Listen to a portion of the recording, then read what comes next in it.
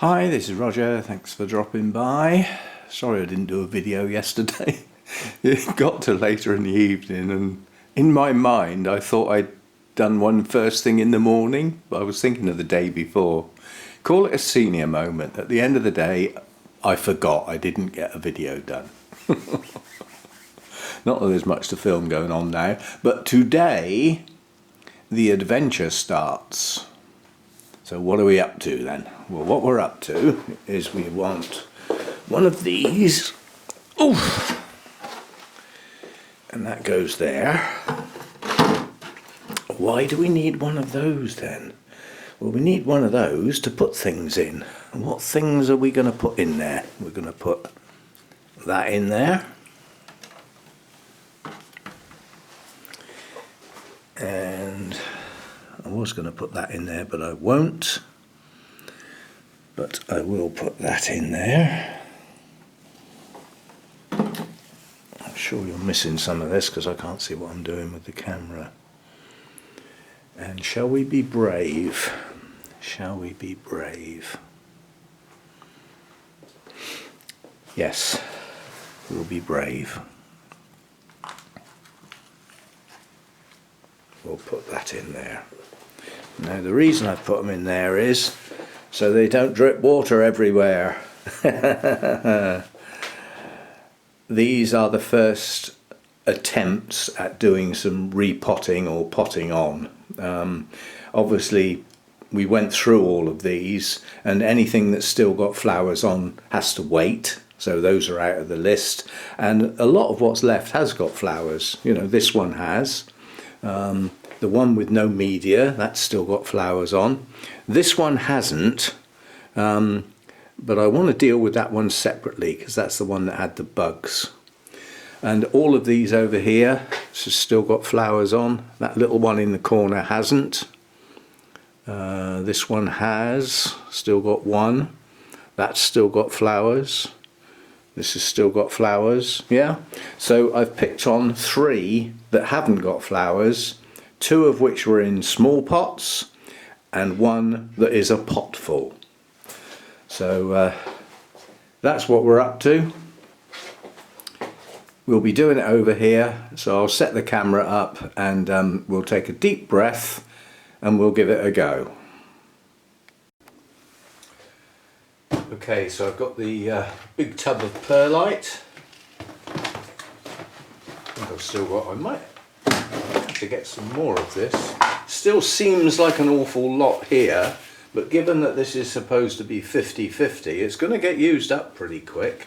And there's quite a bit of dust in here actually, which we will try and avoid. So we'll stick that out of the way.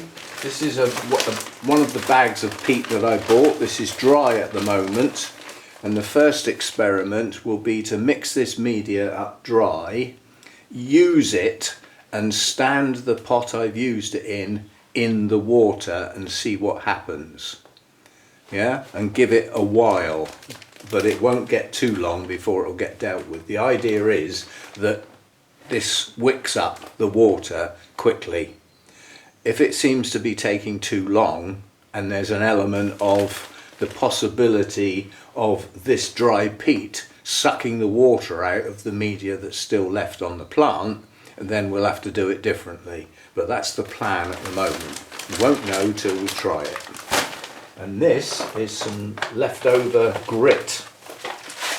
I forget what I used it for, but I thought I'd add some of that in to help aerate and keep some air in around. Obviously that doesn't break down or anything, and it's neutral. So, right, so that's what we'll be using. Let's get the tray over.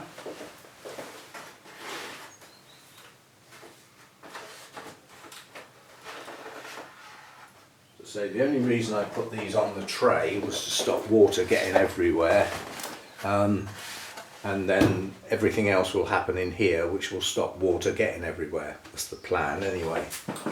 We might need our scissors.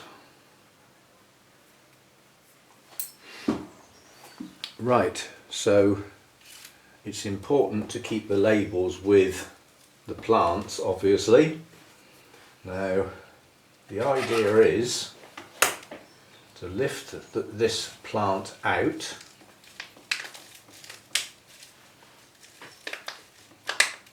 gently.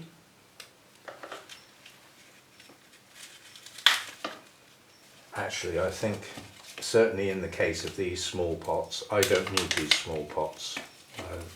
They are flimsy plastic, so we will dump them. Now I should be able to lift the plant out. I'm hoping they come out intact, which they do. So that's good.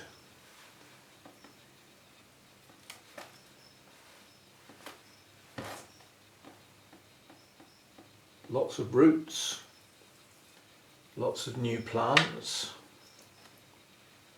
and some older plants that are going to die back. Now, this is the decision I have to make. Let me just get my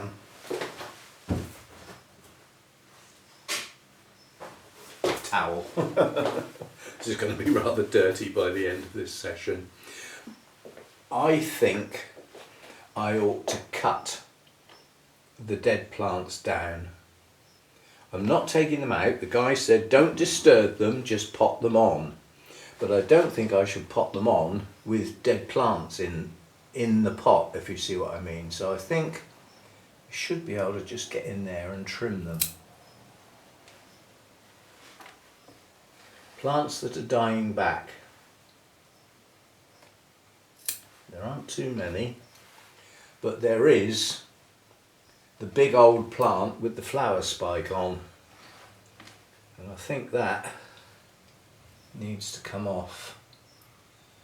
Got to go careful because there's tiny little new growths right next to it. And then just take the dead leaves off. The problem is, you see, anywhere where there's dead, dying, is the potential for rot. And obviously there's an awful lot of water around where Disas are concerned. So I'm just going to trim back anything that's dead or dying that I can.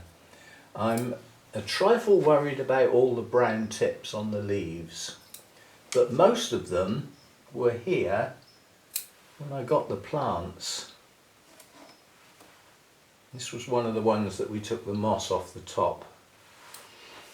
Right, so that's that one. That's all that's going to get done to that. I'm now going to put that to one side. Just get that out of the way. Long bit. And then that is just going to get potted on into a bigger pot. That's all that's going to happen to that. So that's ready to go. That's all that I'm doing. So these are easy. So far so good, should we say. The growths, new growths on that one are very, very small. Let's make sure our tag stays with the plant. Right, now this one's a bit different because although it's still in a small pot, yes, it is slightly different in as much as it's a more robust plant in as much as, where's my scissors? So I'm not going to attempt to try and lift it out. I'm just going to take the pot down. If I need to get some more small pots, I'll buy some. These are just incredibly flimsy. They just fall apart. And they make life easy as a consequence to just be able to lift the plant out like that. Now obviously, same again with this one. This great big stalk is coming off. That leaves us with what we're potting on. And in this case, there's nothing to do. We've got nice strong new growths coming here. Not quite sure what that one is, but new growth here. And some of these are tiny. There's a lot more new growth to come on these plants. It's not just the ones we can see now. These big strong ones that we can see now are highly likely to be those that bloom next year, I would think. But you know, you can see, where's my camera? I don't want to drip everywhere, that's the problem. That's a stolon, yeah, that's one of the bulb type structures that live underground on the base of the plant. So that's what they look like. There's another one here. Yeah, they are like bulbs. So that's that one done and ready to go. And then last but not least, the one that's quite different, and this one I don't want to lose the pot because this is reusable. This is one of the potful. Yeah, these were told by the guy what you need to do with those is split them into 4 and put them into 4 large pots, and they will grow on nicely onto next year.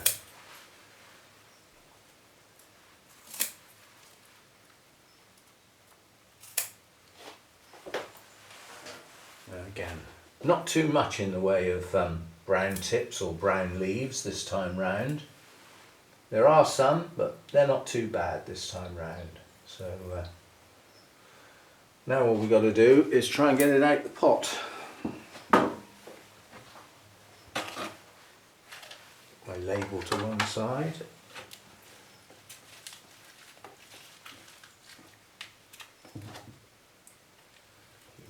Leaves around that side. See, unlike other orchids, you can't do that and turn the pot upside down. You crush all the leaves. It's got to be taken out gently. It's got to be taken out by the sides, which is making life rather difficult.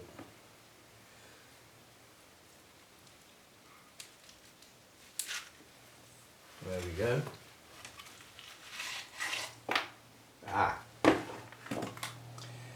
Now you can see what one of the stolons looks like. They do look like a true bulb. And we've got new growths coming out right down, down the side of the pot. So you can see how much growth there is there. I'm just going to put that to one side. Now this has got to be split into 4. And the theory is we just break it. Not sure this is going to be that easy. He did say they should just pull apart. Although with all these roots going around the pot, I'm not sure how easy it's going to be. Trying to do it gently. Just teasing my way in between the plants. And hoping they will split in an appropriate place. Now that has split naturally, so that's going to be one pot full. Loads of stolons, loads of growth. Stick that in the middle of a pot, I think that should take off nicely. So that's one. And I think this might end up just going in 2. It looks like a natural split to me. Yeah. So although the guy said split them into 4, if they don't naturally go into 4, then they won't. Take some of this moss off while we're in there. Still not too happy about the whole of the top of the pot covered in moss. But then I don't want to damage the plant. So that's another one.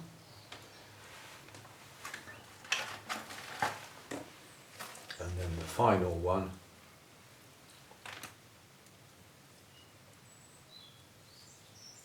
there's growth coming out right down here. Look at the size of that one. That goes with that plant, I would suggest. That's possibly going to bloom next year. So this plant technically should be removed, but to remove that's going to damage this area, so I'm not going to bother. We will try this year not removing the bloomed bulbs. We will leave them in there. I have read in other places that they should always be removed because they die and then they rot, and they can rot other bulbs near them. But it seems it does more harm than the potential good it might do. So we're not going to do that.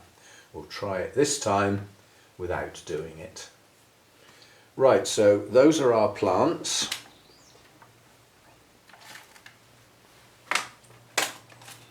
and like I did say we would get wet everywhere. Now obviously I'm clearing this lot up, but this is what we're looking at here. This is what the media looks like.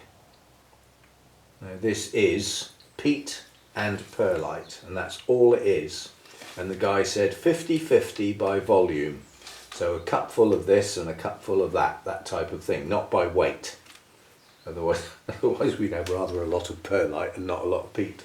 So I will get rid of this. Not quite sure what to do with it, but we will get rid of it, and I'll just wipe that round. There's not a lot of point in trying to clear it all up, is there? Because it's just going to get more media put in, and it doesn't matter if that media gets slightly damp. It doesn't matter. But I will have a bit of a clear up. I was just going to say, I can't even turn the camera off, my hands are filthy. This is a downside, we are working with mucky stuff. My other types of orchids, obviously I tend to let them dry off before I work on them, because I like to repot dry, so I don't tend to get mucky. But obviously with these you're working with mud basically, or something very similar. Right, I'll be back. I just gave that a quick rinse, whoops, caught my finger on the zoom. Don't matter that. Now I've just remembered what these stones were for. They top dress my pinguiculars when I repot them, so I'm not going to use that. I was only going to use it because I thought it was spare and, you know, not doing anything.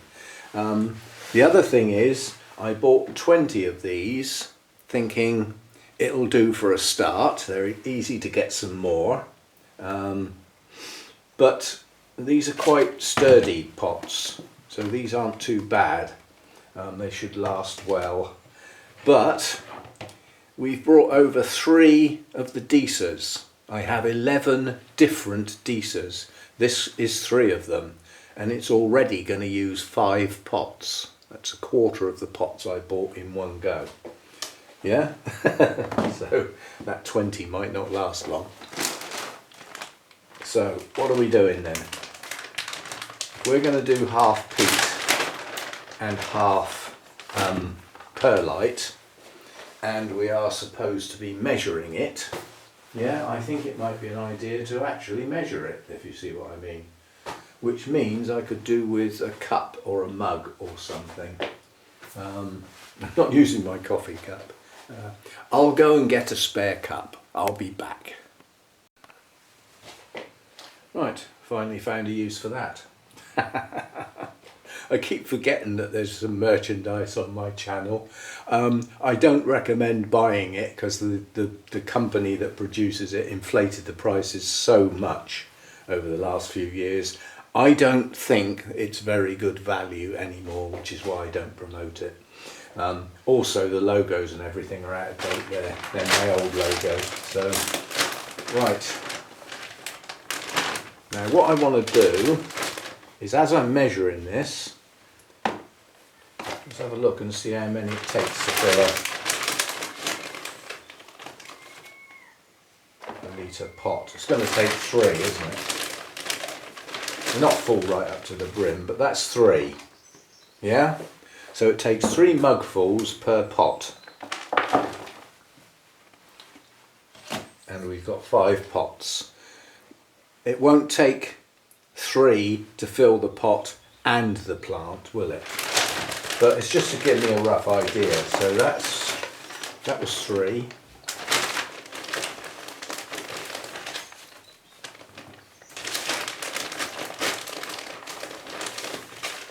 That's another 3.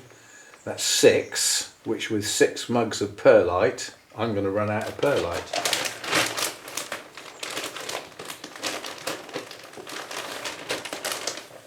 Let's just do that. That's 6. Let's see how we go. We can always mix some more, can't we? So now what we do is we get well back from here.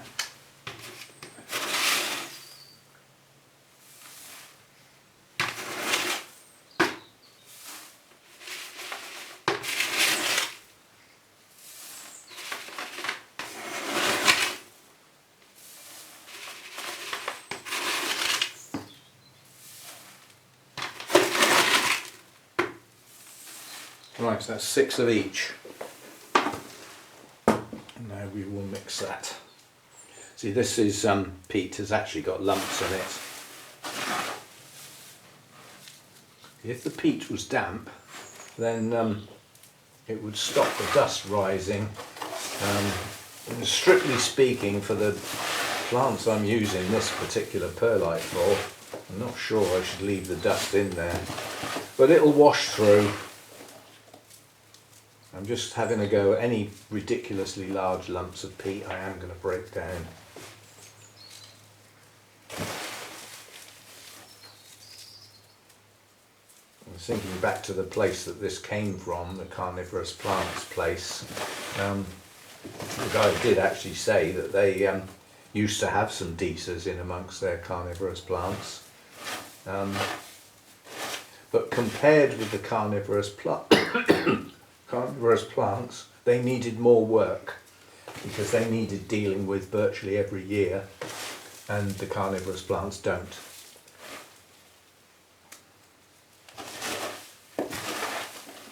Right, so that's what it looks like then.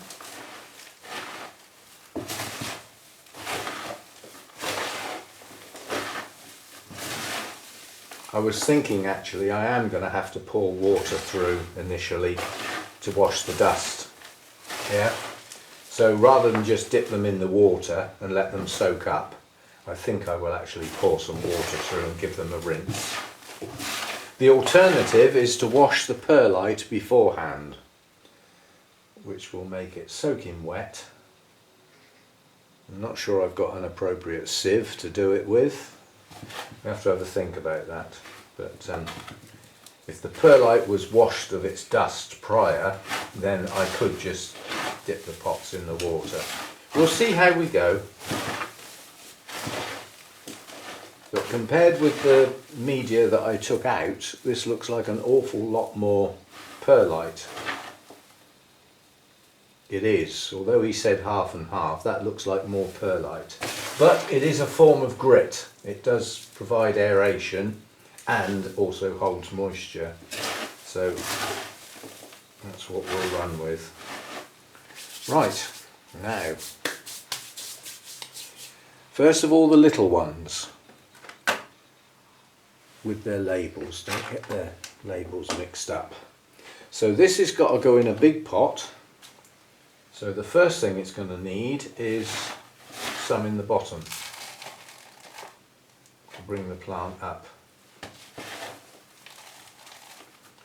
Now I don't think these plants need to come right out the top of the pot.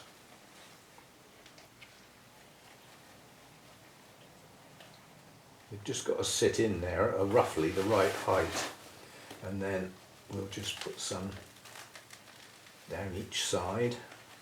Same as we would with a normal orchid, really. I'm not doing anything any different at the moment.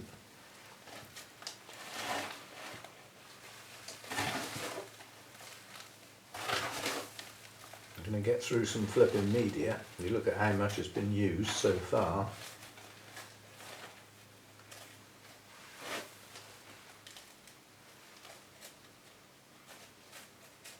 And that's it, no pressing down, plenty of air. So that's that one done, literally. I don't even know why I'm bothering to tap it. It's not as though it's got to go mix in with the roots, because the roots are already in the old media. They stay. It stays in the old media. That's what the guy said. Don't disturb the roots. Leave them be. Just pot them on. Not repot them, pot them on. So that one is Disa Troon. One done. I'll run some water through in a minute. Right. Just every now and again there's a stick. Right. So that's one. Next one. Same again. Very easy. Some in the bottom, a bit too much, to get it to the right depth. Now this one's a bit different because of the sheer, what looks like big strong growths coming up, and possibly still more to come. So obviously, you know, this is a more sturdy plant. Stick is a piece of wood. But like with other orchids, you know, I mean, if you think with Oncidium types, you've got some that are big strapping pseudo bulbs with quite fleshy roots, and others are flimsy little things. So they do vary within the same genus. It would seem to be the same with these.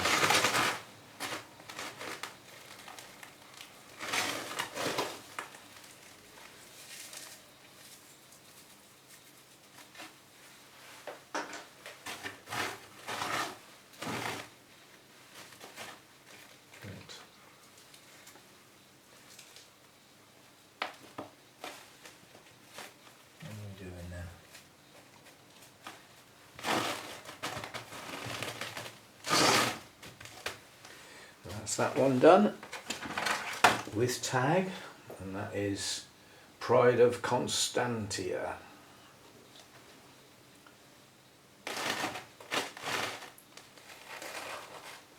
So that's two small ones potted on into bigger pots. So that's one type. Now the next type is a split. So this one, this next one is going to be potted up. It'll look the same. Yeah, it's not going to be any different.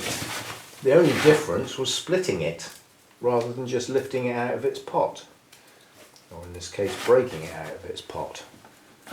The difference might be because it came out of a litre pot, it might not need so much in the bottom.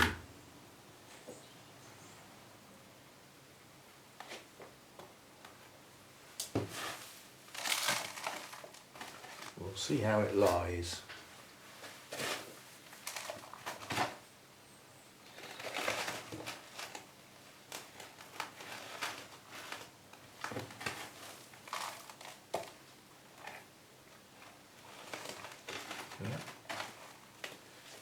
The difference with this is the plants that I'm planting might need a little bit of wiggling because they are hollow underneath, and obviously I don't want to leave a hollow, so I will make sure that the media slides in underneath. With the others, they were sat on it. These just need tucking in because there is a hollow underneath the plant. Same as I would do with any other orchid, move them back away from the edge, hold them in place, drop the media in, and then let them go and let them sit back into the media.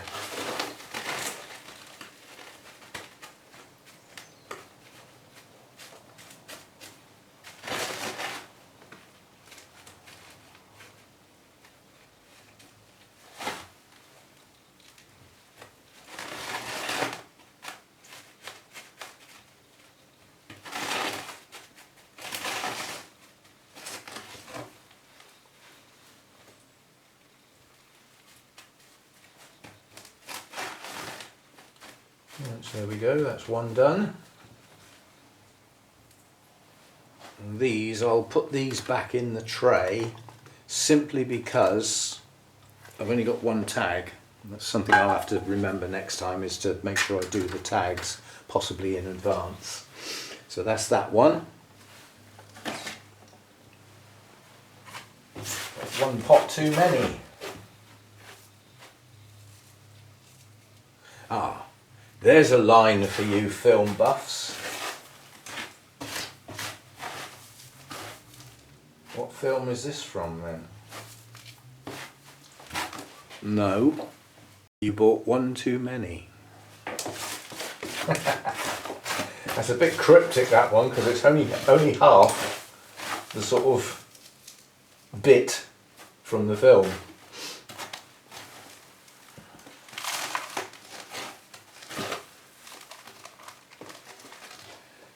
Right, how are we doing here? You know, this one's going to need a lot more media underneath because it's quite a bit fell off.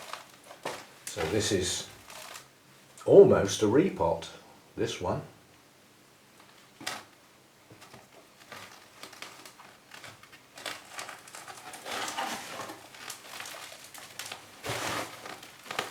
again, it's a little bit hollow underneath, so I'm just starting off by teasing it in underneath the plant to make sure it's sat on media, not on a hollow. Although, let's have a think. Would it be the end of the world if there was a hollow under the plant? And how can you tell it wouldn't be a problem? You can tell it wouldn't be a problem if you go back and think about the special example that I've got that was given to me as an experiment, or part of an experiment that the guy was doing. And that was the plant that was in a pot with no media at all. And it was growing, and still is, because I've got one now. It's growing fine, and it has no media. It's just got some moss that was on the top of the plant when it was split. And it's just stood in a pot. So it's just stood in water, and it's growing fine. Right, so that's another one. Goes back in that tray. Now, unfortunately, we have got the need to mix up some more. Which is a bit of a nuisance, so be it.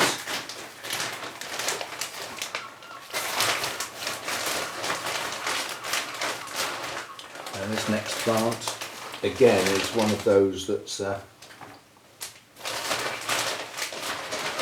see, this mixed up, this media, the media that I don't use is dry. It can just go back in the bag and be kept for next time. But we will need to get another tub of perlite, that's for sure.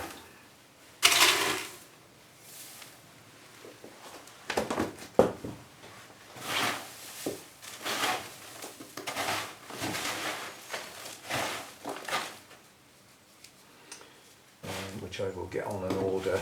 I've got a feeling that came off of eBay. UK Grow Shop. The name of the company is still on the tub, so I can go back on. I think I got it on eBay and look it up again, and then I'm pretty sure it was free postage as well. 'Cause it weighs nothing. It might be bulky, but it doesn't weigh anything. Right, there we go then. I'm in the bottom, and our last one.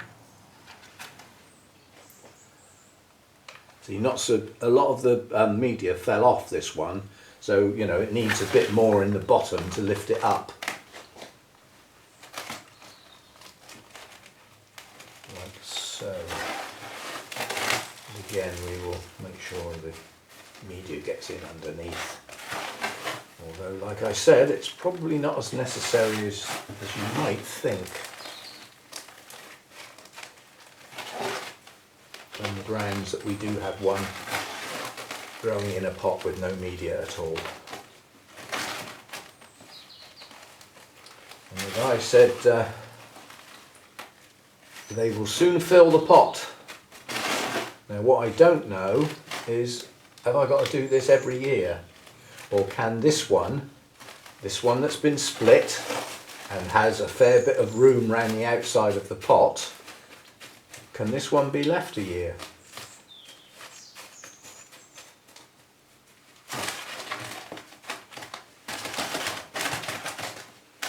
Right, that's it. All done. And that one was, or is, or they are now, that is Suzette James Clone 24. And yeah, I don't think that was difficult, quite honestly. I don't see anything wrong with the process. The media is different to what I'm used to, obviously much more fibrous than bark would be. It's more like sorting out some garden plants really, rather than normal orchids. But yes, we will keep that media in the bag. It doesn't matter that it gets mixed in with that. This half and half is not critical. You know, if it's a bit out either way, it's not going to kill the plants or anything daft. And the guy did say, you know, a mug full of that, mug full of that. He did make it sound like he's, you know, somewhere near it will do, rather than, you know, weighing it out to to the nearest gram or anything silly like that. So we should be able to keep this. What I'm hoping to do is lift this and leave a lot of the dust behind, which can then just get hoovered up.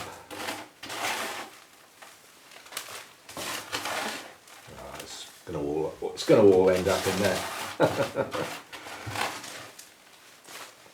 So that was one of the 3 bags that I've got, and they were 3 litres each, but they are fluffed up.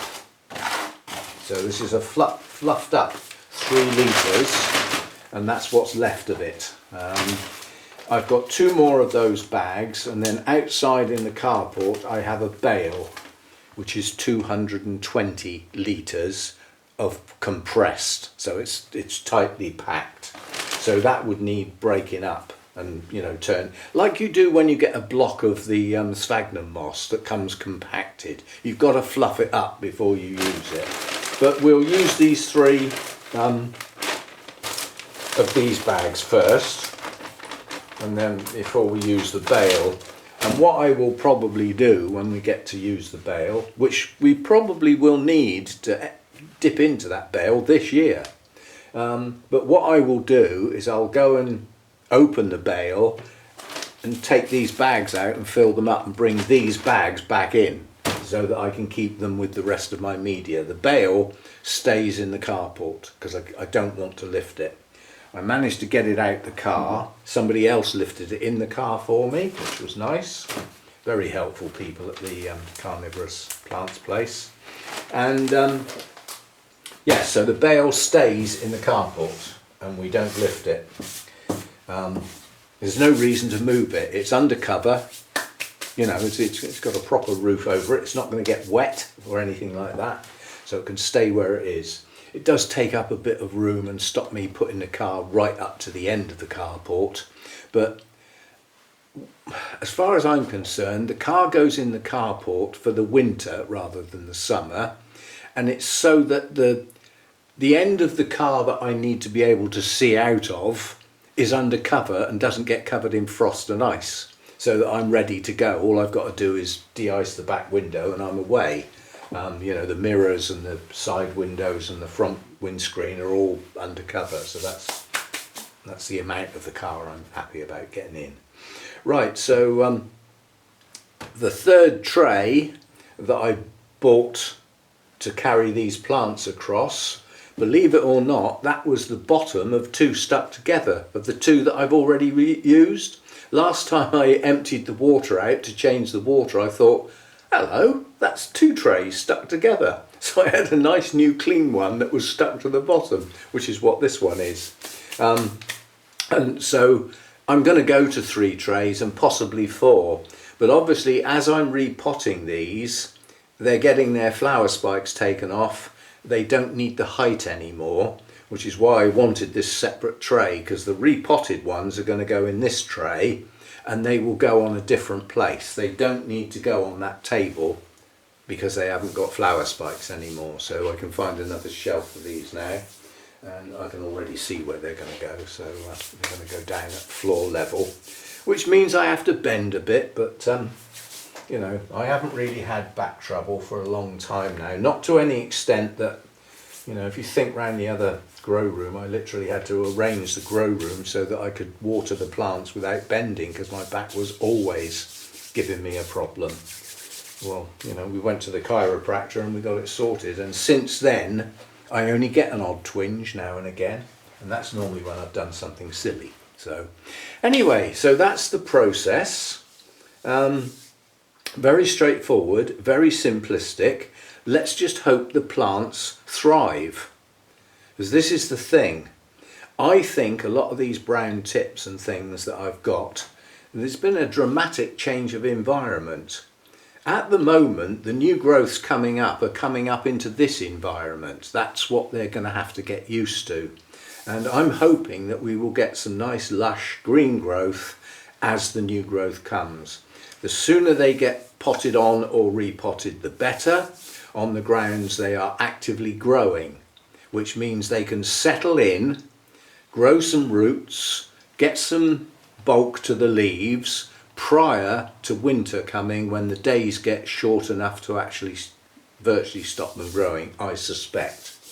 I don't know. I could look this up, couldn't I? I could look up the day lengths from Table Mountain in South Africa and actually see what their minimum day length and maximum day length actually is, and find out literally, do these get short days or not? Because in the tropics you've got 11 to 13 hours, that's it. That is the change in day length, that's all they get. So they're much more sensitive to respond because of that very limited change in day length. Whereas here, you know, we go from under 8 to over 16. So we get double the length of days in the midsummer period, or half in the middle of winter, whichever way you want to look at it. So, you know, I don't know how much these are going to be affected by day length. If they're from a place that gets, well, it won't be similar, but does actually get a variant in the day lengths, you know, perhaps halfway between the tropics and us, then they won't be so affected by the shorter days, because to get below their minimum day length in their natural environment is going to take longer. There'll be less of the winter when they're not happy because of the day length. We don't need to worry about temperature with these. These are cool to cold growers. They come from mountain tops. Yeah, cool, fresh, clean mountain air sort of thing. So that's the other thing, not as a direct response of getting these, but as a response to getting quite a lot more cooler growers.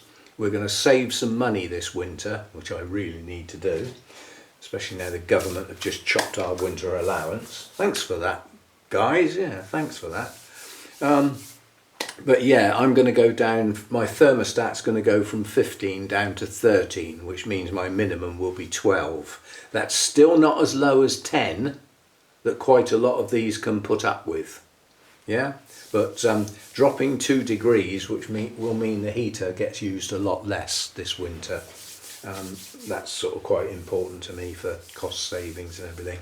So there we go. That's making a start on potting on, and in one case splitting and potting up the Disas. There's plenty more to do, and they will, as we did in our part 1 and part 2, let's look at the workload for the Disas. We've established what needs doing to each pot that I've got and when. And you've already seen that splitting them into 4 might not always happen, because this pot naturally went into 3, not 4. Some of them might naturally only go into 2. But the theory is a pot full gets split into 4 where suitable. Otherwise it might be less. But none of these have filled their pots. They all look roughly the same. I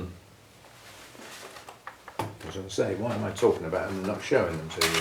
See, they all look roughly the same. So there's roughly the same amount of plant gone into each pot. This one has some larger ones than these two, but nonetheless the amount of plants, the number of plants, is roughly the same in each pot. So that naturally split into 3. Right, there we go. Bournemouth Air Show is on, and I spent yesterday coming and going, watching the various things that I was interested in, which wasn't much, but we did watch some of it. We watched the Typhoon display, because the display is good this year, and we watched a Viggen and a Draken. 2 planes I've never seen fly before. Swedish, I think. But yeah, they put on a reasonable show. Came in as a pair and did a bit of formation flying, and then split and did their own individual display. And the Typhoon displayed twice, once as is daytime and once at dusk. They do dusk displays, and if you can find the channel, I can't nick a bit because it's not fair on the creator, but basically the dusk display includes an exploding helicopter. If you want to see what that actually is, the channel is Ted Coningsby, and it is a nutty guy from Greece who's obsessed with teddy bears. The wing commander of his channel is a teddy bear with a beret on and a flag, yeah, and he does all this with the teddy bears. He's a bit nuts, but his camera work is brilliant. His military aviation camera work is there aren't any others as good. He's just very good. And he's set himself up on the balcony of a hotel overlooking the Air Festival this year, and he filmed the night, the dusk displays, which includes the exploding helicopter. So you can look up on it if you find his channel, and then basically look up the video, because you know, it was a live stream that will have now gone, you know, as live streams do, they end, but it will be the one from Thursday night, so Thursday evening. Obviously it's finished because it was yesterday. If you want to see the exploding helicopter, it is quite a spectacle. Yeah, they'll need a new one for today, won't they? Joking. Anyway, see you next time. Thanks for dropping by.